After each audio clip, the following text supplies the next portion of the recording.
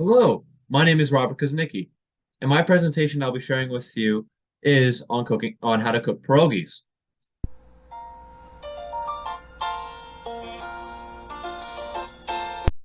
Specifically, I'll be talking about my personal process of how I cook pierogies.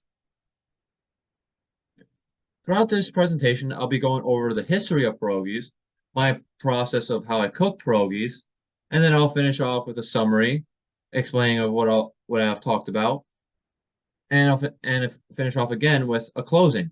At the end of this presentation, you can find my work cited. First, I'll be talking about the history of pierogies.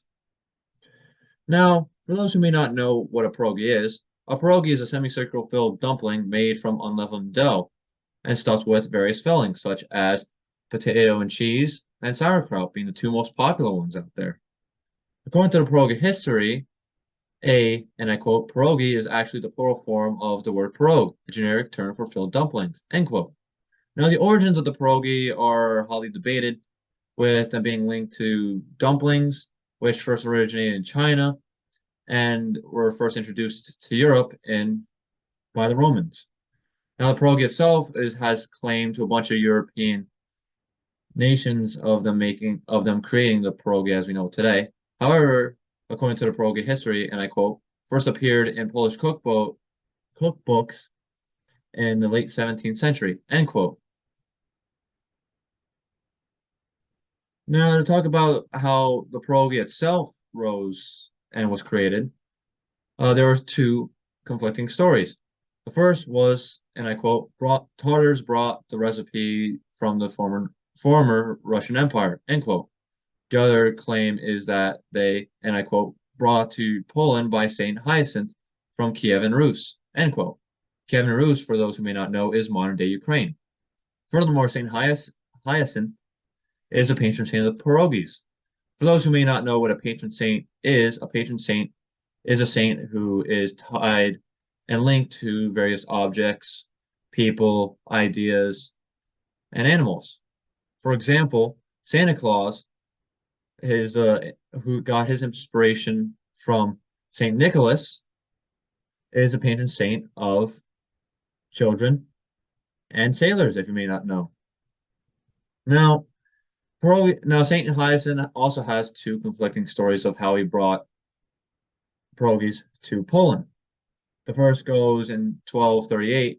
He brought them after a famine occurred after a storm devastated numerous crops, leaving a bunch of people starving. The second happened after a Tartar invasion in 1241, which also led to another famine. Now, pierogies were first introduced into the United States during the Great Depression. Specifically, though, and I quote, first documented sale of pierogi was in May 1928 at the Martin House Tavern in Cleveland, end quote. So this just shows you how long pierogies have existed in the United States. Almost 100 years we're coming up to now. And they're also brought here by Polish immigrants so many, so many decades ago. Now that I've talked to you about the history of pierogies, I'll be talking about my personal process of how I cook pierogies. First, I'll be talking about some background about myself and and my process. One, I have Polish heritage. My grandparents came directly from Poland, and my dad is first generation. And I learned how to cook pierogies, my method, from my dad when I asked him one night. And he most likely learned it from his family, like my grandmother, aka my babci, and his grandmother, also known as my prababcia. Now, I've also helped make homemade pierogies with two of my aunts, also known in Polish as ciocis, and my babci. Specifically, I've even helped to make blueberry pierogies, which was the first time I ever heard of blueberries being able to go in pierogies.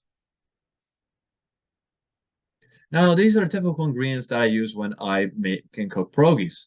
I like to use authentic Polish pierogies, about a dozen of them. Either they could be homemade from a deli, homemade, or they could be Alexandria's pierogies, which are also very good authentic pierogies and very delicious. They also come in numerous flavors, which I'll touch upon some of the flavors of pierogies later on in this presentation.